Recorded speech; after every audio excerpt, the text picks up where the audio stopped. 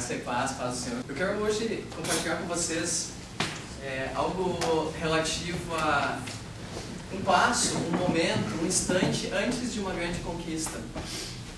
E eu quero tomar como base uma história que aconteceu na Bíblia com o povo. A última vez, ou na verdade no dia 29, no final do ano, eu preguei aqui sobre a vida de José, um cidadão que saiu da terra do pai dele, foi vendido como escravo, foi até o Egito, e na escassez e na falta de chuva, na escassez de alimento, o pai dele, junto com os irmãos, vieram até o Egito. E no Egito se estabeleceram, e esse povo cresceu muito, e permaneceu 430 anos no Egito. E após os 430 anos, ou na verdade antes dos 430 anos se encerrarem, o faraó que conhecia José e conhecia o povo, o pai de José, ele morreu, nasceu um novo faraó. Esse novo faraó começou a ficar preocupado com o crescimento dos irmãos de José e da família, e começou a trazer um pouco de fardo, um pouco de peso, um pouco de escravidão para o povo de Israel. E esse fardo começou a crescer tanto que o povo se tornou completamente escravo e não podia mais fazer nada a não ser construir tijolos para que o faraó pudesse construir a nação, desenvolver, expandir o reino dele. Só que esse fardo se tornou tão pesado que o povo de Israel começou a clamar a Deus, começou a pedir: Deus, nos livra desse fardo. Essa escravidão está pesada demais, a gente não está aguentando isso. E Deus atendeu a oração do povo, ouviu o clamor do povo. E aí levantou uma pessoa chamada Moisés. Moisés, ele foi chamado por Deus para ser o libertador do povo de Israel e tirar eles da escravidão no Egito. E Moisés chegou até o povo e trouxe uma notícia para o povo, que Deus tinha prometido tirar eles de lá, e lembrou eles que Deus tinha falado com Abraão que daria uma terra onde manava leite e mel. Lembrou eles disso e disse: chegou o momento em que vocês vão sair da terra do Egito, da escravidão que vocês estão vivendo, e vão para a terra que mana leite e mel. O coração deles começou a ter uma mistura de dúvida: será que Deus se lembrou de nós? De medo: será que isso vai acontecer mesmo? Será que nós vamos sair daqui? De incertezas. Só que a dúvida avolumou mais do que a confiança, do que a certeza de que Deus faria isso. Porque quando o faraó percebeu a intenção e recebeu as primeiras palavras que Moisés trouxe da parte de Deus, o faraó intensificou a escravidão. Ele diminuiu os ingredientes que o povo ganhava, que o povo de Israel ganhava, e disse que o povo tinha que continuar produzindo a mesma quantidade de tijolos. Quer dizer, ele praticamente dobrou o fardo da escravidão no mesmo período de tempo. E aí a fé do povo de Israel com certeza foi abalada. Eu acho que Deus não se lembrou de nós. Isso aqui é fantasia de Moisés. É fantasia de Moisés. Não pode que Deus se lembrou de nós, porque o nosso fardo está piorando. A nossa escravidão está aumentando.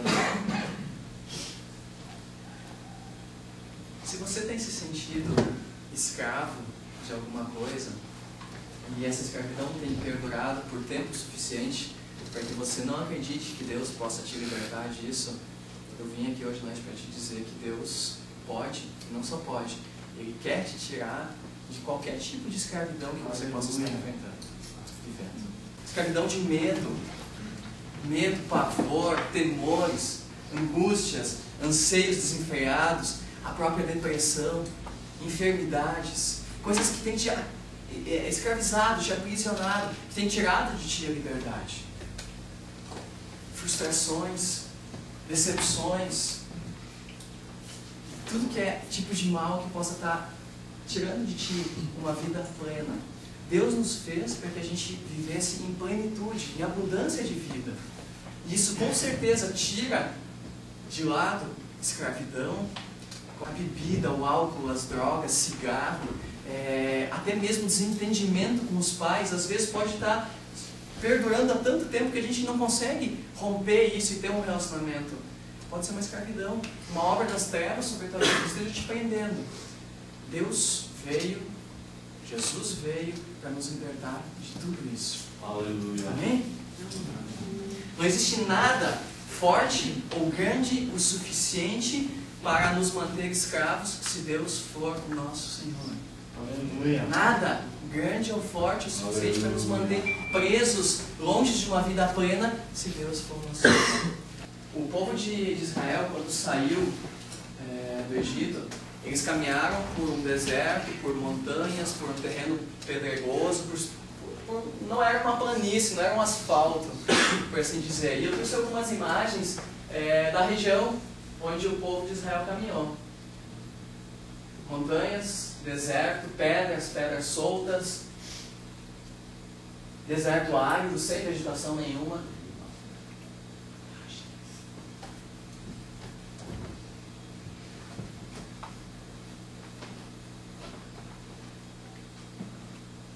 E aí a gente tem um mapa do caminho que o povo de Israel percorreu. O povo de Israel estava preso ali em cima, no pontinho 1, em Gósen, que foi a terra que Faraó tinha dado ao pai de José. E foi dali que eles partiram para a caminhada deles. A caminhada desde do Egito, da região de Gósen, até Canaã, até Jerusalém, ela tem 425 quilômetros se a gente pegar e seguir uma linha pela costa. Isso aqui funciona. Se a gente seguir essa linha aqui assim, ó, a gente tem 425 quilômetros. E esses 425 quilômetros, considerando o chão, a terra, as montanhas, o lugar por onde o povo caminhou, a gente diz habitualmente que uma pessoa caminha 30 quilômetros por dia. A gente vai baixar isso para 4 km por dia, a gente chegaria em 100 dias, eles levariam para chegar até a região de Canaã, a região da terra prometida, que manava leite e mel como Deus havia prometido. Só que o povo ele fez um caminho diferente.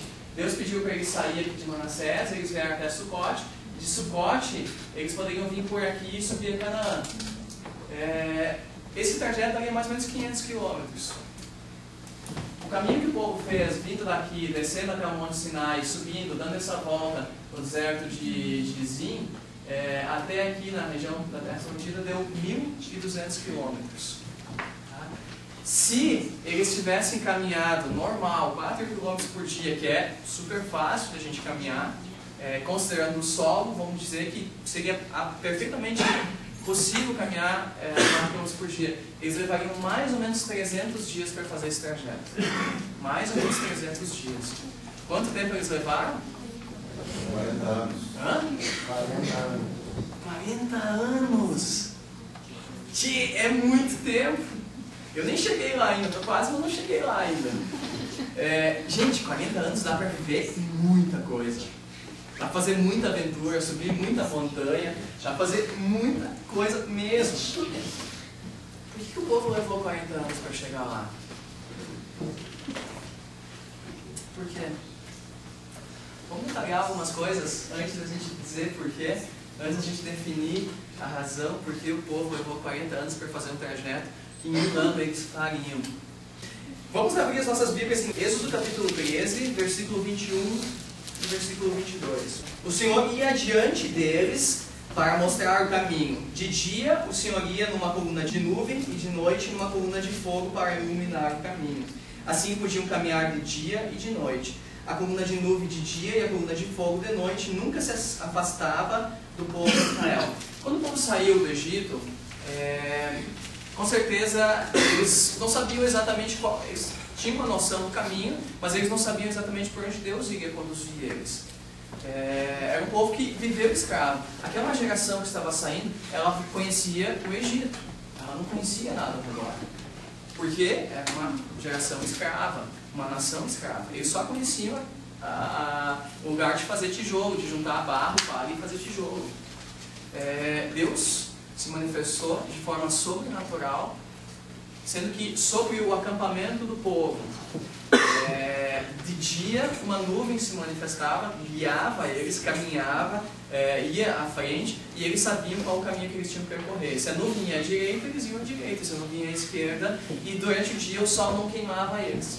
E de noite aparecia uma coluna de fogo, como se fosse uma nuvem de fogo, que da mesma forma guiava eles. Às vezes caminhavam de dia, às vezes de noite, e eles se sentiam protegidos, aquecidos pelo frio da noite, e o calor do dia era amenizado pela nuvem. Deus guiava eles. Quando eles saíram, com certeza o coração deles jubilou. Aquela dúvida inicial, pô, será que Deus se lembrou de nós? Será que a gente vai sair daqui? Será que a gente vai deixar de ser escravo ou não? Quando eles saíram, deram os primeiros passos fora da escravidão, com certeza o coração deles se alegrou muito. Eles festejaram, eles jubilaram, acabou a escravidão, estamos livres. E aí surge um primeiro aperto no coração deles. No mesmo capítulo 13, versículo 17.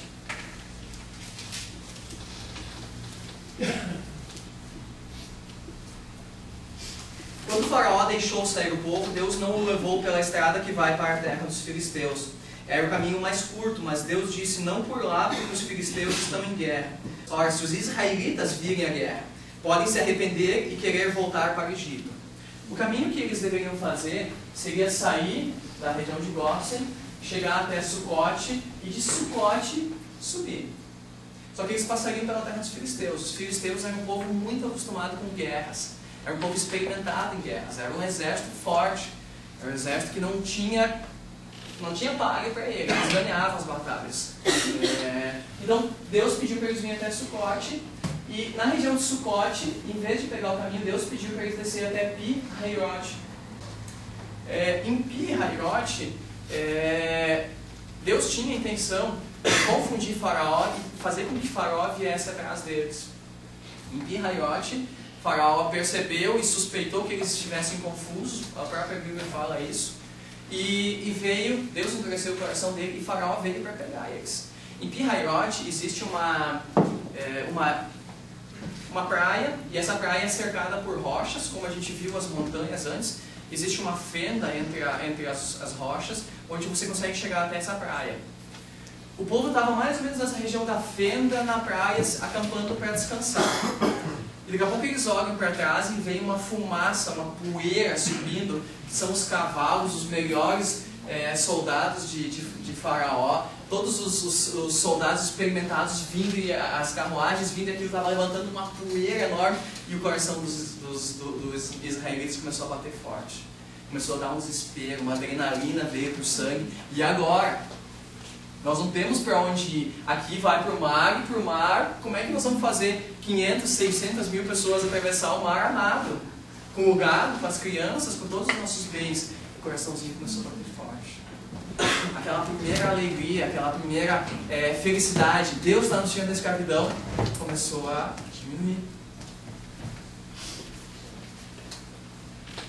O faraó estava vindo e não tinha para onde ir. Certamente voltaremos para o Egito e Faraó colocará sobre nós uma escravidão maior do que antes, porque vai nos considerar rebeldes. O coraçãozinho começou a bater forte. Êxodo 14, 10 diz o seguinte: de repente os israelitas olharam e viram Faraó chegando com todo aquele exército egípcio. Ficaram apavorados e clamaram ao Senhor. Começaram a queixar-se e dizer a Moisés: para morrer dessa forma no deserto seria melhor ter ficado no Egito. Ou você acha que lá não existem túmulos para nós? Por que você fez isso conosco, fazendo-nos sair do Egito? Lembra do que dizíamos lá no Egito, pois dizíamos: deixa-nos em paz, trabalharemos para os egípcios. Melhor sermos escravos do que sairmos desta terra. O coração começou a apertar diante da primeira luta que surgiu, e eles cogitaram a possibilidade de voltar a ser escravos, como sendo a melhor coisa que eles poderiam fazer. Gente, a gente começa a servir a Deus, Deus tem promessas para as nossas vidas. Deus prometeu ao povo de Israel uma terra onde manava leite e mel. O povo começou, primeiro, a se sentir um pouco confuso. Para onde Deus quer nos levar? Se o caminho seria seguir por Sucote até Canaã.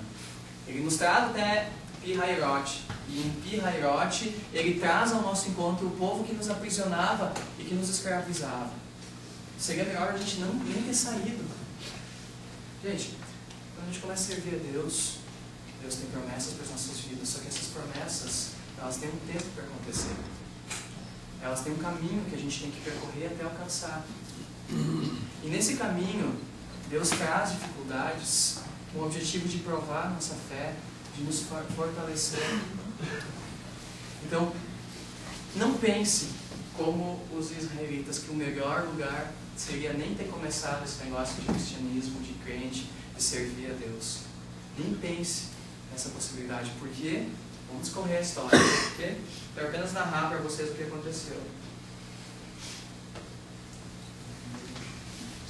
Nesse lugar, a gente teve então a primeira murmuração do povo dizendo que seria melhor ter ficado no Egito como escravos, mas a gente também teve o primeiro milagre. Qual foi o primeiro milagre que aconteceu aqui? O mar se abriu. Tu já pensou? Tá ali em Capão da Canoa, tá ali em Torres, e aí daqui a pouco o mar começa a se abrir e se forma um caminho seco dentro do mar para você entrar. O povo de Israel estava numa situação impossível, era impossível ele sair dali. Não tinha outro. O exército estava vindo, entrou na fenda que tinha e o povo de Israel já estava ali na praia. Não tinha para onde eles ir. Deus abriu o mar e eles passaram em seco. Não existe impossível, não existe deserto, não existe dificuldade, não existe nada que seja impossível para Deus resolver na tua vida. Quando você acha que não tem mais saída, não tem mais solução, Deus vem e faz um milagre. Um milagre, uma coisa que é impossível de acontecer. Deus abriu o mar e o povo passou em seco. E não só o povo passou em seco, o que aconteceu com o faraó e todo o seu exército? Se esse povinho de nada, os nossos escravos passaram, a gente também pode passar nesse negócio aí. E aí, o povo de Israel já estava saindo do outro lado do mar. O exército de faraó começou a entrar e as rodas começaram a afundar. Deus começou a liberar um pouquinho de água, só um pouquinho de água por baixo para começar a afundar as rodas na areia. Só para dar um pouquinho mais de adrenalina na brincadeira. E aí, quando o exército estava numa região que não teria mais como escapar, Deus liberou. E o mar se fechou sobre eles. Morreu quem? Faraó e todo o exército do Egito. Todos os soldados. Qual é o inimigo que está te amedrontando? Qual é o inimigo que está te amedrontando? Sabe o que Deus pode fazer com ele? Cadê? Onde está? Você foi? Tem uma coisa bem interessante aqui nessa caminhada, na passagem pelo mar, que Deus que estava com a nuvem à frente deles, ele se pôs atrás, entre Israel e os egípcios. Os egípcios não conseguiam chegar até o povo de Israel. A proteção de Deus em todos os momentos, em todas as circunstâncias. Aquele que serve a Deus e é temente a Deus e tem um coração voltado a Deus, é alguém que busca a presença de Deus. Te garanto que as lutas virão, a adrenalina virá, o coração vai bater forte. Será que Deus esqueceu de nós, tirou a gente lá da escravidão para a gente morrer aqui? E Deus vem e simplesmente resolve a situação. Confie em Deus, persevere em Deus. Quando o povo atravessou do outro lado e viu tudo o que aconteceu, eu acho que foi churrasco para um lado, foi churrasco para o outro, foi um festeirê. Foi festa. O povo celebrou a bênção que Deus tinha dado por isso. Gente, o povo que aprisionava eles, que escravizava eles, não existia mais. A gente tem que celebrar as bênçãos de Deus. Deus te abençoou, celebre, conte para os outros, anuncie, divulga o que Deus fez na tua vida. Aleluia. Êxodo 15, 22. Depois Moisés conduziu os israelitas desde o Mar Vermelho até o deserto de Sur. Ali andaram 3 dias sem achar água. Depois dessa festa, eles começaram a caminhar. Esse deserto que eles caminharam, o deserto de Sur, é o início, logo depois da travessia do Mar Vermelho, antes de chegar no deserto de Sim. É um trecho entre montanhas e entre o mar. É uma região muito pedregosa, muitas pedras soltas, é uma região difícil de caminhar. E nessa região, caminhando 3 dias, eles não acharam água. Não achar água no deserto me diz uma coisa, nos diz uma coisa. Qual? Morte. Sem água no deserto, você morre. Não tem como sobreviver. Você caminhando debaixo de calor, de sol, uma região árida, uma região quente, sem água, em 3, 4 dias você morre. E o povo começou a se preocupar com essa situação e começou a reclamar. Moisés, já tinha esquecido o que Deus fez antes de mim lá. Moisés, o que nós estamos fazendo aqui? Vamos voltar. A gente está sem água, a gente vai morrer. Começaram a reclamar. Aí eles caminharam mais um pouquinho e avistaram uma lagoa, avistaram uma água à frente. Aí começaram, água, e foram correndo até a água. Chegaram na água, a água não podia ser tomada. Água amarga. E o que aconteceu? Reclamaram novamente, murmuraram novamente. A segunda murmuração, a segunda reclamação forte. O que aconteceu? Deus deu ordens para Moisés e aquela água se tornou água potável, água doce. E o povo pôde saciar a sua sede, revigorar as energias e seguir caminhada. Um pouco depois disso, eles se depararam, chegaram no deserto de Elim, na região de Elim. E na região de Elim, eles avistaram e receberam, eles encontraram um oásis. Um oásis com 12 fontes de águas, com 70 palmeiras. Mesmo em meio a uma caminhada de deserto, onde parece que ainda está longe a conquista e a promessa de Deus para a tua vida, Deus te presenteia com momentos de oásis. Creia nisso. Amém. Mesmo uma caminhada que ainda esteja longe de chegar ao seu destino, as promessas, a plenitude da vida que Deus tem para ti, Deus te presenteia com momentos de oásis. Momentos de calmaria, momentos de abundância de água, de sombra em meio ao deserto. Êxodo 16, capítulo 16, versículo 13.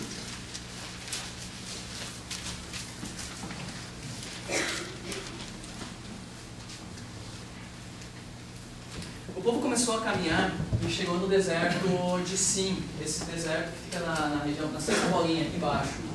Tá? Esse deserto de Sim é um lugar que definitivamente não nasce nada. É uma região muito árida, seca e sem vegetação alguma. Sem vegetação alguma. O povo, nesse lugar, começou a se queixar mais uma vez. Dizer, Deus, ou Moisés, se a gente tivesse ficado no Egito, a gente teria carne para comer, a gente teria, por mais que a escravidão era forte, a gente tinha carne, a gente tinha alho, a gente tinha um monte de coisa para comer. E aqui a gente está padecendo de fome. Como a gente gostaria de comer carne? Como a gente está com fome? O que Deus fez nesse deserto? De fato, ao entardecer, apareceram muitas codornizes e cobriram o lugar onde estavam acampados. E pela manhã, o deserto ao redor do acampamento estava coberto de orvalho. Quando o orvalho evaporou, apareceu o maná. Deus trouxe pão, maná, todos os dias, e trouxe carne para eles comerem. Mesmo que a região, a tua vida, o teu momento esteja passando por um lugar onde não tem vegetação nenhuma, onde a aridez tem tomado conta, onde a situação parece tão seca que tu imagina que nada pode amenizar, refrigerar a tua alma. Deus faz milagres, trazendo comida de onde você nem imagina, trazendo suprimento de onde você nem imagina. Seguindo um pouco mais adiante, em Êxodo 17, o povo chegou na região de Refidim, que essa dobra tem esse vizinho, o que tem aqui na parte de baixo. Em Refidim, eles se depararam com a primeira batalha. A primeira guerra mesmo, de empunhar a espada e vamos guerrear. Os amalequitas vieram contra eles. Foi aquele momento em que Moisés disse, Josué, escolhe alguns e vai guerrear contra os amalequitas que estão vindo. E eu vou para o alto do monte e vou ficar intercedendo por vocês. E aí Moisés intercedia, com as mãos levantadas, Josué ganhava. E Moisés cansava e descansava as mãos, baixava as mãos, Josué perdia. Okay? Uma coisa muito importante nas nossas vidas. Você não vence batalha sozinho. Deus está contigo. Mas é muito melhor se tu tiver alguém um amigo, um parceiro, um intercessor, alguém que possa batalhar junto contigo as tuas guerras. Não tente vencer as tuas batalhas sozinhos. Busque ajuda. Não seja orgulhoso para dizer, eu vou vencer sozinho, eu vou... Peça ajuda. Pedir ajuda não é um ato de se menosprezar ou se fazer menos. É um ato de se humilhar e reconhecer que você precisa de alguém. E Deus vem através das pessoas e pode trazer a vitória para a sua vida. Reconheça que você precisa de ajuda. Busque ajuda em alguém. Busque ajuda no pastor, em alguém que tem mais experiência, alguém que possa orar contigo, te aconselhar e batalhar contigo essa batalha que você está passando, está enfrentando. Nessa mesma região de Refidim, o povo reclamou mais uma vez pela falta de água. Aí Moisés, pela instrução de Deus, bateu numa pedra, numa rocha, e da rocha jorrou água. Foi nessa mesma região de Refidim. E nessa mesma região, Moisés estava cansado, sobrecarregado, e disse: Deus, eu não posso mais levar esse povo sozinho. Eles reclamam demais. Eu não consigo conciliar tudo isso. Eu estou a ponto de desfalecer. E aí Jetro veio, sogro de Moisés, aconselhou Moisés, e Moisés instituiu alguns auxiliares, algumas pessoas, alguns líderes para ajudar a conduzir o povo nessa mesma região de Refidim. Um pouco depois, já fechando um ano de caminhada, o povo chegou no Monte Sinai, que é bem nessa parte de baixo. No Monte Sinai, o povo recebeu os 10 mandamentos. No Monte Sinai, Deus ordenou a construção do tabernáculo. No Monte Sinai, o povo disse: Moisés sumiu. Moisés subiu o monte e não volta mais. E aí chamaram Arão e pediram que Arão fizesse um Deus para eles. E Arão jogou uns anéis, uns brincos no fogo e saiu um bezerro. E o povo começou a adorar esse bezerro. Foi na base do Monte Sinai. Foi na base do Monte Sinai que Nadab e Abiú, filhos de Arão, o sumo sacerdote, quiseram oferecer um fogo estranho para Deus e foram consumidos. Morreram na presença de Deus porque não ofereceram a Deus algo que fosse aceitável a Deus. Se não tem algo decente para oferecer para Deus, não oferece. Oferece alguma coisa que te custe, mas é uma coisa de todo o teu coração a Deus. E foi no Monte Sinai que o povo celebrou a segunda festa da Páscoa. Saindo do Monte Sinai, o povo caminhou por essa encosta que é a segunda aba do Mar Vermelho, essa parte cá do lado de cá. Aqui eles passaram por diversas cidades, diversas regiões. E nessa região, vamos para Números 11, vocês vão entender o porquê que eu estou escorrendo sobre todos esses quadros, essas situações. Números 11 nos mostra o povo passando, a gente for ler o capítulo, o povo passando por essa encosta.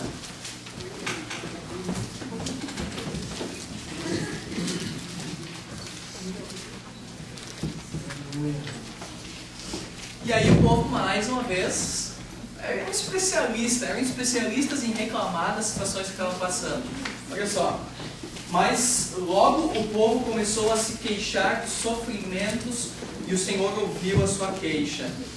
Lá no versículo 10, Moisés ouviu o choro do povo. Cada família chorava na entrada da sua tenda, reclamando do tempo que viviam no Egito, e que no Egito era tudo muito bom. Antes eles clamaram para Deus tirar eles de lá porque eles não aguentavam. Agora eles queriam voltar para lá. O que aconteceu? Deus, mais uma vez, disse: eu vou suprir aquilo que o povo está pedindo. O povo queria de novo carne. E aí Moisés disse: mas Senhor, são 600 homens, como eu vou dar de comer carne para eles? E não apenas um dia.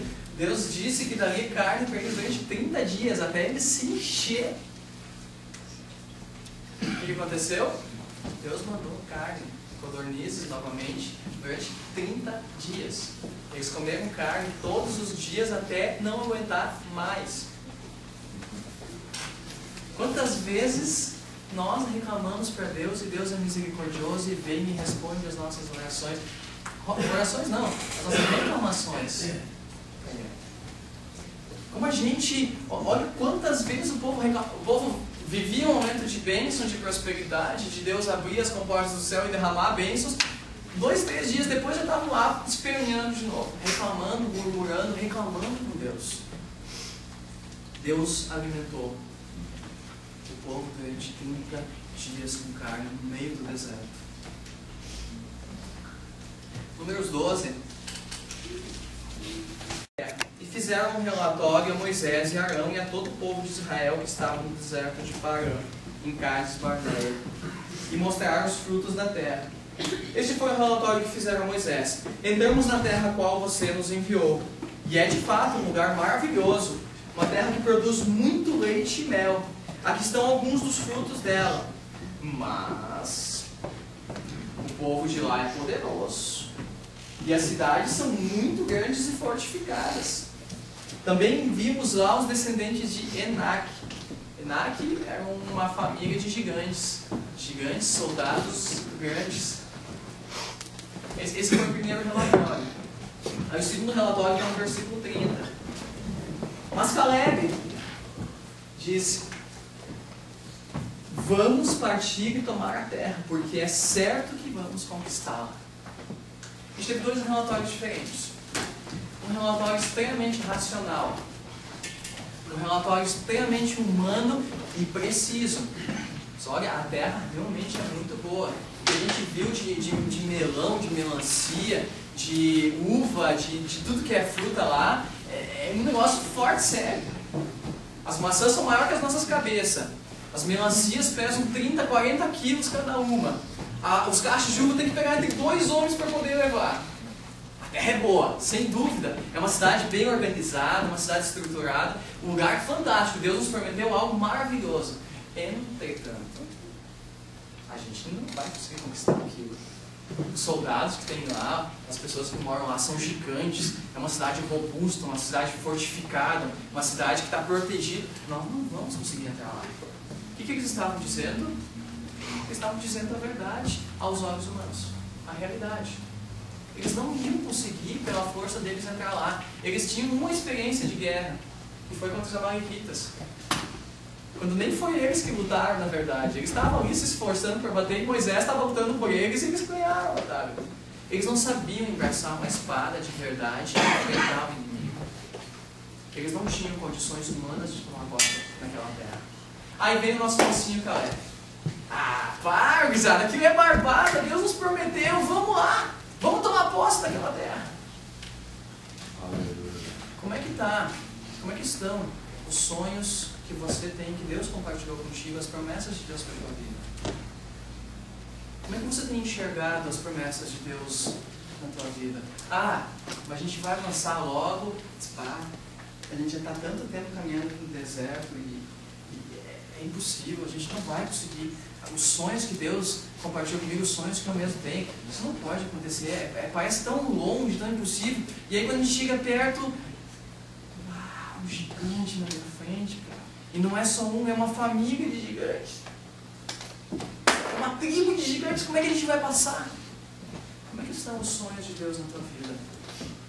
Sonhos de você ganhar a tua família para Jesus, sonhos de você ver um familiar teu que está doente, talvez acamado, talvez a medicina diz que ele não tem mais cura. Como é que estão os teus sonhos de ver essas pessoas sendo salvas, libertas, curadas e transformadas? Como é que estão os teus sonhos de você ter uma família próspera em termos financeiros, uma família onde os filhos se amam, onde os pais se dão bem com os filhos? Como é que estão os teus sonhos em relação de ver os teus parentes sendo salvos, os teus colegas de serviço sendo salvos? O que tu tens sonhado? Se o povo de Israel e Moisés não tivesse insistido com eles, Deus prometeu uma terra maravilhosa para vocês, o povo não teria saído da escravidão. Às vezes a gente está escravizado pelos nossos medos, pelos nossos receios. Tá bom assim. Por que eu vou me expor e lá falar de Jesus para o meu amigo se a possibilidade é de vir bomba para cima de mim? Por que eu vou fazer isso? Escravizado pelo medo, pela vergonha. Por que eu vou lá orar por um familiar meu que está lá no hospital, doente, acamado, se não acontecer nada? Vergonha. Medo, vergonha, tem te escravizado. E você tem deixado de viver a plenitude da vida que Deus tem para ti. E como o pastor falou, por causa da tua escravidão, do teu medo, tu tem deixado de fluir a bênção de Deus através da tua vida sobre as outras vidas. Tu tem privado as outras pessoas das bênçãos de Deus. Já pensou? Tu chegar diante de Deus e Deus te cobrar como sendo culpado pelas coisas que tu deixou de fazer? Omissão é um pecado. A mesma situação de duas formas diferentes.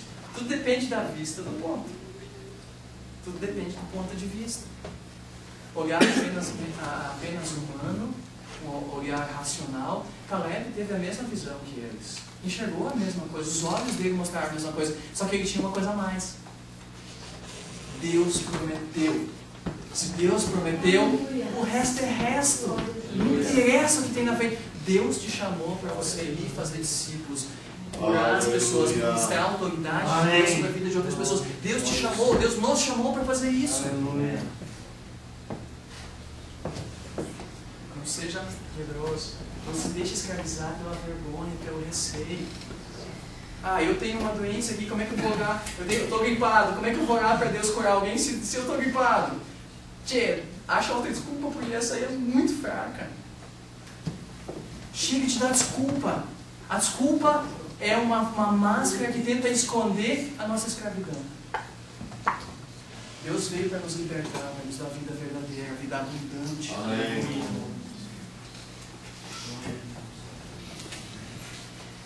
Os 10 espias falaram mais. Capítulo 13, versículo 31. Mas os outros espiões que tinham ido com ele disseram: não podemos lutar contra o povo da terra, porque é mais forte do que nós. É mais forte do que nós. Somos os pobres coitados diante deles. E espalharam notícias negativas entre os israelitas acerca daquela terra. Começaram a mentir, para se esconder, para não ter que ter a ousadia de ir, para não ter que se expor ao risco. Eles não confiavam em Deus. Talvez tu mesmo tenha estado dizendo que o teu problema é tão grande que tu não pode superar, que tu não pode vencer. É maior do que eu. E não é que não seja maior que você. Tu tem Deus contigo. Tu tem Deus contigo. Qualquer problema é um grãozinho de pó debaixo dos nossos pés. Porque Deus é muito maior do que tudo que tu possa imaginar.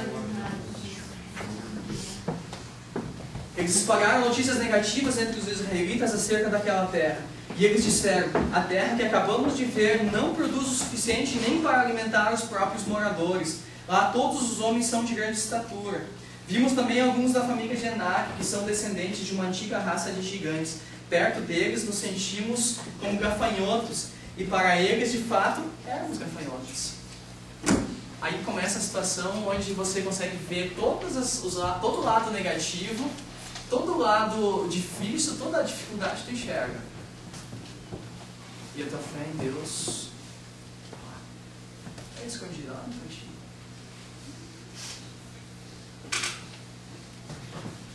E sabe o que foi isso? Isso foi não apenas um balde de água fria, isso foi uma piscina de água gelada sobre todo o povo. Todo o povo que veio com expectativas estava ali em casa de Barnabé: nós vamos tomar posse daquilo que Deus nos prometeu. Aí vem 10 figurinhas, sem fé nenhuma, com uma razão que dominou a vida deles, e joga um balde, uma piscina de água gelada em cima de todo o povo. Murchou. Tu já passou por um momento que tu tinha uma grande expectativa de acontecer alguma coisa e não aconteceu? Bem isso. E um pouquinho mais. Gente, eles estavam caminhando mais de um ano no deserto, passando por dificuldades, sem conforto nenhum. Eles vieram de no mínimo 100 anos de escravidão lá no Egito. No mínimo 100 anos. Eles moraram 430 anos no Egito.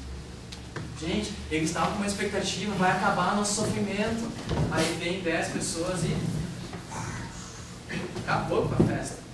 Acabou com a festa de vez. Eles murcharam tanto que eles queriam sair correndo e voltar para o Egito.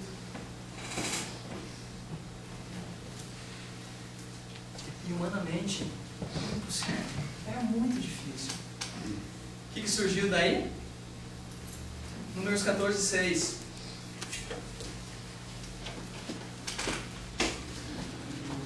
Então Josué, filho de Nun, e Caleb, filho de Jefoné, 2 dos líderes que fizeram parte da missão de espionar a terra, rasgaram as suas roupas e disseram a todo o povo: olha a fé desses 2 meninos. Como é que está a tua fé diante das dificuldades? Olha a fé desses 2. A terra que percorremos para espionar é muito boa.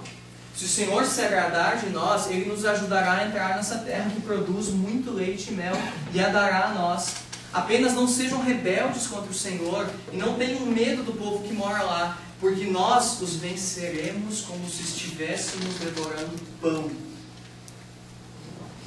O Senhor está conosco e tirou a proteção deles, por isso não tenham medo deles.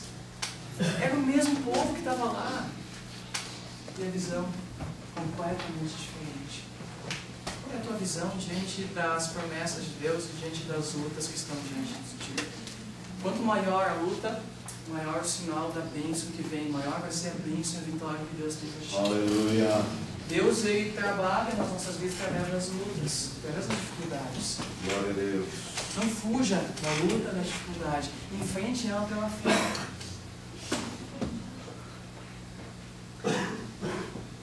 Deus se irritou com essa situação. Deus disse: Moisés, eu vou acabar com esse povo. Cara, esse povo só sabe reclamar e mais nada. Eles se esquecem. Um segundo depois que eu abençoe eles se esquecem. E começam a reclamar e murmurar e não confiam em mim. Eles não têm confiança nenhuma em mim. Eu vou destruir esse povo, vou destruir todos eles e vou fazer de ti uma nova nação. Ah, essa proposta é interessante. Já pensou? Vou destruir todo mundo e em ti eu vou suscitar uma nova nação e de ti essa nação vai sair e vai tomar posse dessa terra. A proposta é muito interessante. O que Moisés fez? Ele reclamou com Deus. Ele fez uma oração inteligente. Deus, tu tirou esse povo lá do Egito, da escravidão. E tu trouxe eles até aqui. Tu aguentou eles até aqui. Tu abençoou eles até aqui. Se tu exterminar esse povo, olha a inteligência de Moisés diante de Deus. Não seja bobo nas tuas orações, seja inteligente. Olha a inteligência. Deus, se tu exterminar esse povo aqui, todas as nações que ouviram falar que tu fez grandes coisas vão dizer: ah, Deus não tinha força suficiente para levar o povo para dentro de Canaã. E aí trouxe eles até essa região, deixou eles morrer. Olha a oração de Moisés. Moisés colocou Deus numa situação que Deus praticamente não tinha o que fazer. Isso é o quê? Intercessão e uma demonstração de que Moisés não queria nada para si. Ele amava aquele povo. Ele queria o bem daquele povo. Ele queria que o nome de Deus fosse exaltado e glorificado na terra. Aleluia.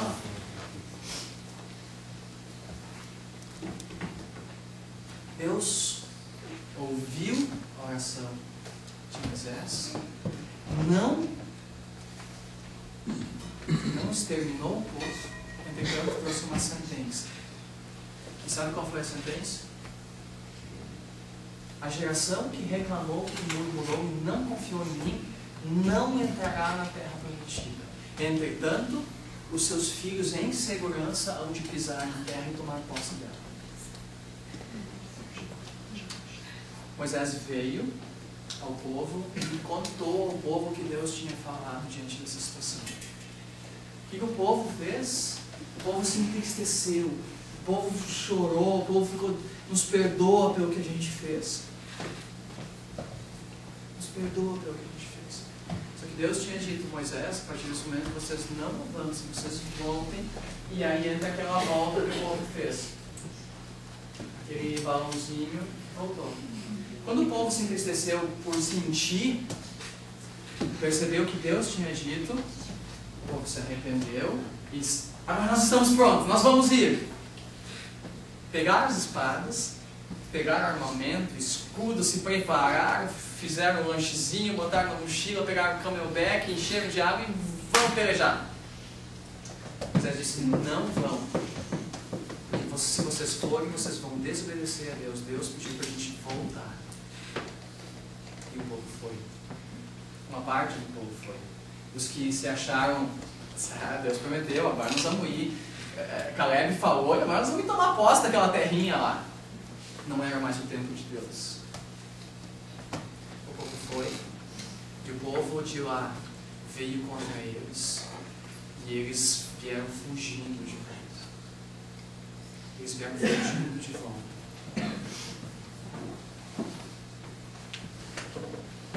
Ao versículo 39, no capítulo 14.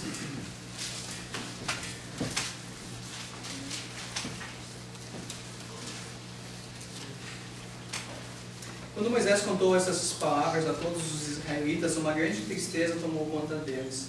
No dia seguinte, se levantaram cedo e partiram em direção ao alto da região montanhosa e disseram: aqui estamos.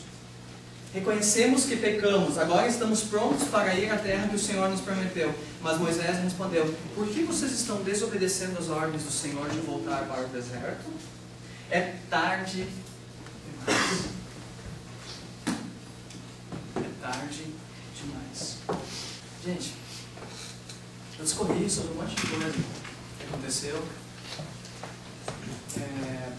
E eu quero deixar para vocês: nenhuma escravidão, nenhum tipo de medo, nenhum tipo de amarra das trevas, do diabo, tem o poder de te manter escravizado se Jesus Cristo for teu Senhor. O medo, a vergonha, a enfermidade, o que quer que seja, não tem autoridade contra o nome de Jesus. Então nós queremos hoje aqui ministrar em primeiro lugar sobre a tua vida libertação de qualquer tipo de escravidão. A gente fala de problemas como mentira. Tem gente que está escravizada na mentira. Ele mente para Deus e para todo mundo. Ele mente para a esposa.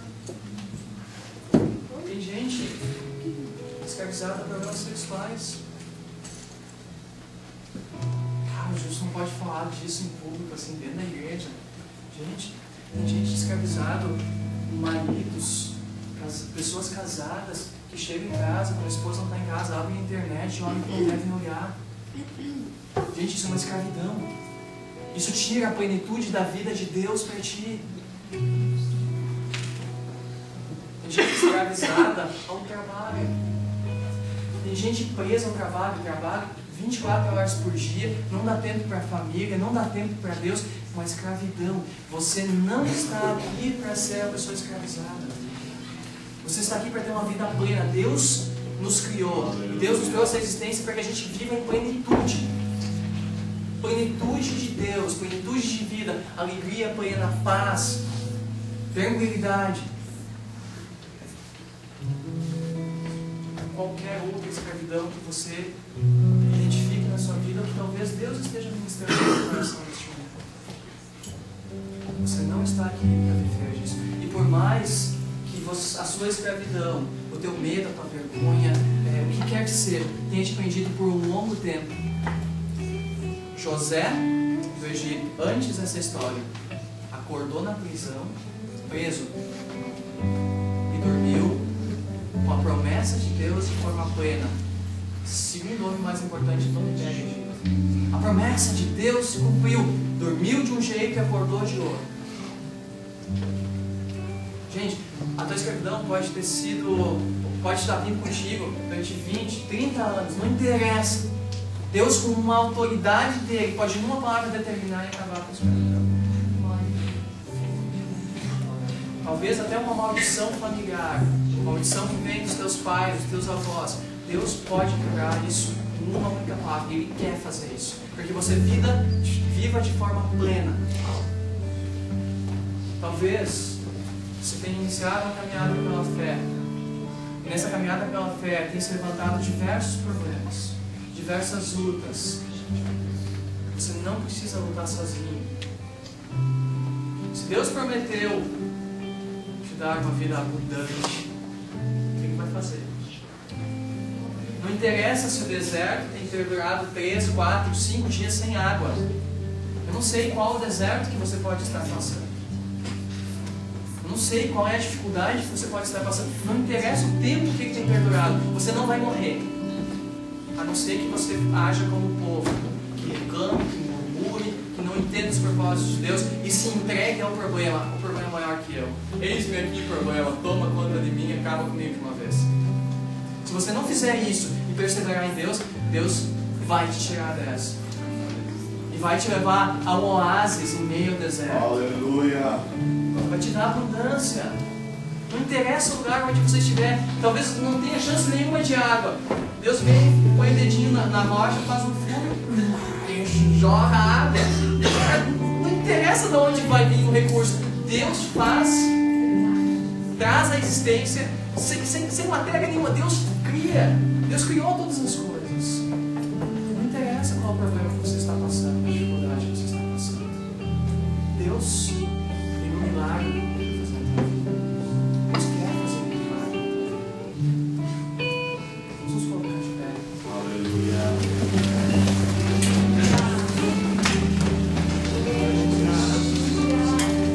Glória a Deus. Talvez você esteja justamente a um passo da grande promessa de Deus para a tua vida, dos grandes sonhos que Deus tem para a tua vida, dos sonhos que você mesmo tem. Não olhe para os gigantes de forma racional. Oh, aleluia, Deus. Olhe para Deus e para aquilo que Ele prometeu para ti. Você pode morrer no deserto se você quiser, mas se você perseverar em Deus, Deus tem grandes coisas para tua vida. Feche os teus olhos. Aleluia. Deus, nós estamos diante de Ti nesta noite e nós reconhecemos, Pai, que nós somos pessoas que erram, pecam, transgridem muitas vezes contra o Senhor. Pessoas que muitas vezes têm andado presas, pessoas que não têm conseguido viver em plenitude por muitas vezes, Deus, por causa dos nossos pecados, por causa das nossas murmurações, das nossas reclamações.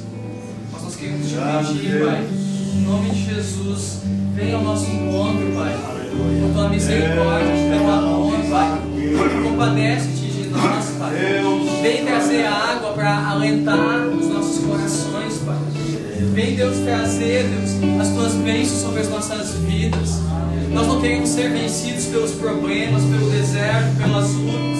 Nós não queremos ver os problemas avolumando diante de nós. Nós queremos, Deus, em nome de Jesus, pela fé, marchar contra o império das trevas, contra tudo aquilo que se levanta contra as nossas vidas e alcançar, Deus, as promessas do Senhor para as nossas vidas.